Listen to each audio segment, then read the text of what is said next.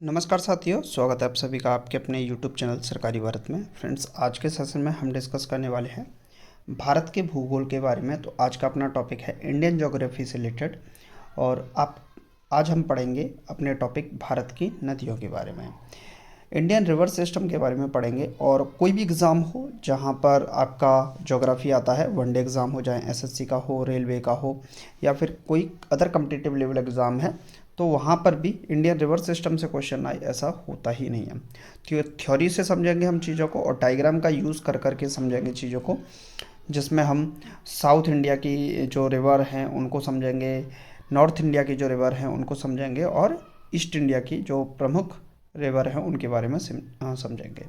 तो बेसिक से ये टॉपिक पूरा आपको समझाया जाएगा और इम्पोर्टेंट क्वेश्चंस भी आपको कराए जाएंगे। तो सारा का सारा हमने एनसीईआरटी बेस्ड रखा है ताकि क्वेश्चंस डायरेक्टली एग्जामिनेशन में फंस जाएं। उम्मीद है आप लोगों ने अभी तक चैनल को सब्सक्राइब कर लिया होगा, नहीं किया है तो आप लोग चैनल को सब्सक्राइब कर लीजिए। तो चलिए स्टार्ट करते हैं इंडियन रिवर सिस्टम में। सबसे पहले बात करते हैं भारत की नदियों के बारे में। तो भारत में दो प्रकार की नदियों को हम यहाँ पर पढ़ने वाले हैं। एक पढ़ने वाले हैं हिमालयी नदी और दूसरी है प्रायद्वीपीय नदी। कौन सी? पहली पढ़ेंगे हम हिमालयी नदी, जो हिमालय से निकलती हैं, और दूसरी प्रायद्वीपीय नदी। हिमालयी नदी में हम सिंधु नदी तंत्र को पढ़ने वाले हैं, जिसमें ब्रह्मपुत्र नदी और गंगा नदी को देखेंगे। तो यहाँ पर हम देखेंगे सिंधु नदी, गंगा नदी और ब्रह्मपुत्र नदी को। इसके बाद प्रायद्वीपीय नदियों की बात करें तो इसमें मध्य भारत और दक्षिण भारत की कुछ नदियाँ हैं। जैसे मध्य भारत की नर्मदा नदी है, ठीक इसी प्रकार दक्षिण भारत में ताप्ती, गोदावरी और कृष्णा नदी आदि, इसको भी हम समझने वाले हैं। तो चलिए सिंधु नदी तंत्र को सबसे पहले हम समझते हैं। तो सिंधु नदी तंत्र को यहाँ पर हम समझेंगे। तो सिंधु नदी का जो उद्गम स्थल है वो कहाँ है? तिब्बत में मानसरोवर झील से।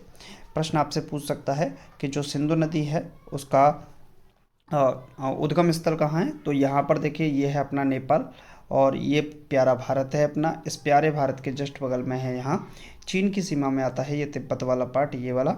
और यहाँ मानसरोवर झील से निकलती है सिंधु नदी। सिंधु नदी यहाँ से निकलती है, और इसका जो मुहाना है वो कहाँ पर है? अरब सागर में। यानी कि अंतिम तौर पर ये कहाँ जाके गिर जाती है? अरब सागर में गिर जाती है। अब आपसे प्रश्न पूछेगा सिंधु नदी की सहायक नदी कौन सी है?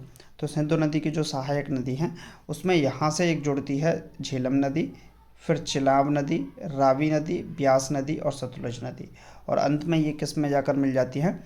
सिंधु नदी में जाकर मिल जाती हैं। तो आपसे प्रश्न पूछेगा सिंधु नदी का उद्गम स्थल क्या है? तो सिंधु नदी का उद्गम स्थल है चीन के तिब्बत के मानसरोवर झील से इसका उद्गम है। जबकि मुहाने की बात करें तो यानी कि ये कहाँ जाकर गिरेगी? तो अरब सागर में जाके ये गिर जाती है। इसकी सहायक नदियाँ कौन कौन सी हैं? तो झेलम की बात करें, चिनाब की बात करें, ब्यास की बात करें, रावी की बात करें, सतलज की बात करें, तो झेलम, चिनाब, रावी, ब्यास और सतलज नदियाँ इसकी सहायक नदियाँ हैं। क्लियर है? सिंधु नदी 3 देशों में होकर बहती है, एक तो चीन में, और दूसरा भारत के जम्मू कश्मीर से होते हुए, और पाकिस्तान से होते हुए। ये पाकिस्तान के लगभग बीचों बीच से होकर गुजरती हुई नदी है। पाकिस्तान का जीवन रक्षक नदी कह सकते हैं हम इसको। सिंधु नदी चीन के तिब्बत में मानसरोवर झील से निकलकर भारत के लद्दाख में प्रवेश करती है। कहाँ पर? लद्दाख में। फिर यहाँ से पाकिस्तान होते हुए अरब सागर में गिर जाती है। सिंधु नदी तंत्र में 2 नदियाँ तिब्बत से आती हैं, जिसमें सिंधु सतलुज। सिंधु नदी के दाएं तट पर भारत का लेह शहर स्थित है। तो आपसे प्रश्न पूछेगा सिंधु नदी के दाएं तट पर भारत का कौन सा शहर स्थित है? तो इसका सही जवाब होगा लेह शहर स्थित है। तो यहाँ से प्रश्न बनने की संभावना है। तो देखिए, सीधा प्रश्न है, कहाँ से निकलती है?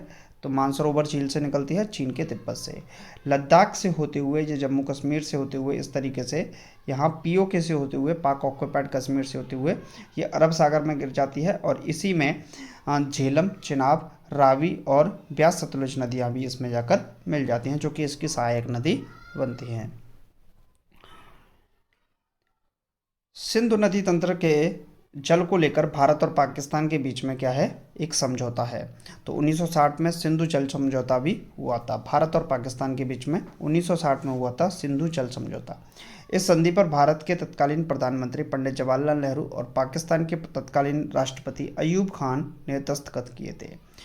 जिसमें क्या है, सिंधु, झेलम और चिनाब ये पाकिस्तान को जाएगा इसका पानी, जबकि रावी, ब्यास और सतलुज, रावी, ब्यास और सतलुज ये वाला तीस नीचे वाली ये भारत को, जबकि सिंधु, झेलम और चिनाब ये ऊपर वाला किसको, पाकिस्तान को ये पानी मिलने वाला था।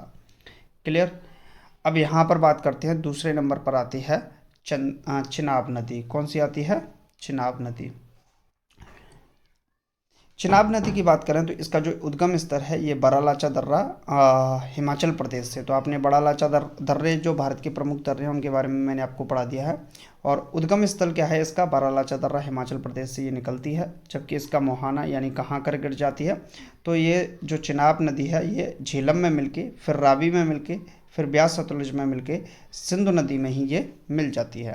हिमाचल प्रदेश में चिनाब नदी को चंद्रभागा नदी के नाम से भी जाना जाता है। तो चिनाब नदी को हम किसके नाम से जानते हैं हिमाचल प्रदेश में, चंद्रभागा नदी के नाम से भी जानते हैं। चिनाब नदी सिंधु की सबसे बड़ी सहायक नदी है। तो प्रश्न पूछेगा सिंधु नदी की सबसे बड़ी सहायक नदी कौन सी है, तो चिनाब या चंद्रभागा नदी सिंधु नदी की सबसे बड़ी सहायक नदी है। अब कुछ महत्वपूर्ण नदियों के बारे में देख लेते हैं, उनके उद्गम स्थल से रिलेटेड प्रश्न आपके पेपर में पूछा जाता है, और मुहाने से यानी कहाँ पर जाकर गिरती हैं, तो उससे प्रश्न भी आपके पेपर में पूछता है। अब बात करते हैं झेलम नदी के बारे में। तो ये बैरीनाग झील जम्मू कश्मीर से निकलती है और ये चिनाब की सहायक नदी है। श्रीनगर झेलम नदी के तट पर स्थित है। प्रश्न आपसे पूछ सकता है कि श्रीनगर शहर किस नदी के तट पर स्थित है, तो झेलम नदी के तट पर स्थित है। जबकि श्रीनगर शहर की स्थापना किसके द्वारा की गई थी, ये भी प्रश्न पूछ सकता है, तो सम्राट अशोक के द्वारा श्रीनगर शहर की स्थापना की गई थी। रावी नदी जो कि रोहतांग दर्रा हिमाचल प्रदेश से निकलती है, ये भी चिनाब नदी की सहायक नदी है। लाहौर रावी नदी के तट पर स्थित है। ये वही रावी नदी है। 1929 में लाहौर अधिवेशन पंडित जवाहरलाल नेहरू की अध्यक्षता में कांग्रेस का अधिवेशन होता है और इसी में पूर्ण स्वराज की मांग उठी थी। तो ये प्रश्न वहाँ से भी आप कनेक्ट कर सकते हैं। इसके बाद चलते हैं सतलुज नदी पर। यह है राक्षताल मानसरोवर झील तिब्बत से होकर निकलती है, जबकि ये चिनाब की सहायक नदी है। भाखड़ा बांध और सतलुज नदी पर ही स्थित है। तो भाखड़ा नांगल बांध कहाँ पर स्थित है, सतलुज नदी पर ही स्थित है। ब्यास नदी की बात करें तो रोहतांग दर्रा हिमाचल प्रदेश से निकलती है, जो कि सतलुज की सहायक नदी है। तो जो ब्यास है वो किस में, सतलुज में मिल जाती है। सतलुज बाद में जाकर सिंधु में मिल जाती है। पंजाब के हरके क्षेत्र में सतलुज और ब्यास के संगम होता है। वहीं से भारत की सबसे लंबी नहर इंदिरा गांधी नहर निकलती है। तो प्रश्न ये भी आपसे पूछ सकता है। तो इंदिरा गांधी नहर कहाँ से निकलती है, पंजाब के हरके क्षेत्र में, जहाँ सतलुज और ब्यास का संगम होता है। सतलुज और ब्यास, तो सतलुज और ब्यास का संगम इस जगह पे होगा, यहीं से निकलती है इंदिरा गांधी नहर, जो कि बाद में यहाँ से गुजरात होते हुए राजस्थान से होते हुए निकल जाती है। ठीक है, तो ये भी आपको पता होना चाहिए। ठीक, गुजरात तो बाद में पड़ेगा। इसके बाद अगर हम बात करें ब्रह्मपुत्र नदी तंत्र के बारे में, पूर्वी भारत के हिस्से में आ जाते हैं, तो यहाँ से प्रश्न बनना स्वाभाविक सी बात है। ब्रह्मपुत्र नदी भी तिब्बत के मानसरोवर झील के पास से ही निकलती है। तो प्रश्न आपसे पूछ सकता है ब्रह्मपुत्र नदी कहाँ से निकलती है, तो तिब्बत के मानसरोवर झील के पास से निकलती है। और यहाँ से आप बोल सकते हो यहाँ से निकलती है, फिर ये इस तरीके से चलती हुई और कहाँ पर प्रवेश करती है, भूटान से होकर। तो यह नदी 3 देशों, माफ़ कीजिएगा, अच्छा यहाँ से जाती हुई और ये असम वाले क्षेत्र से होकर एंट्री कर जाती है। तो यह नदी 3 देशों भारत, चीन और बांग्लादेश में बहती है। ब्रह्मपुत्र की कुल लंबाई की बात करें तो 2900 किलोमीटर इसकी कुल लंबाई है।